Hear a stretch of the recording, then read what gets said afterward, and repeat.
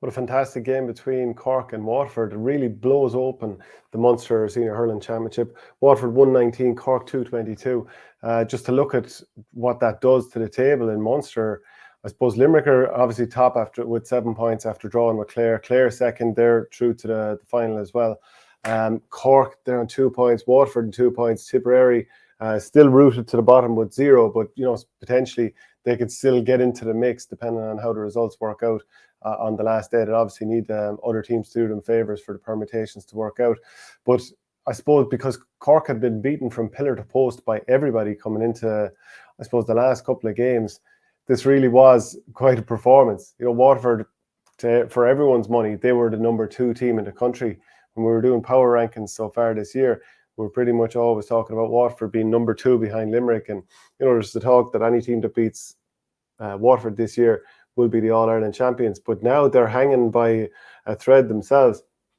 And, maybe Clare will rest players for the final game, and that might help out Liam Cahill's side. But, God, it's a precarious position to be in going into the final game. But at least it does energise the Munster Championship, because we were all looking towards Leinster in terms of where it was going to be at. We know what can happen there with all the results that Wexford and Kilkenny, that's going to be a massive clash.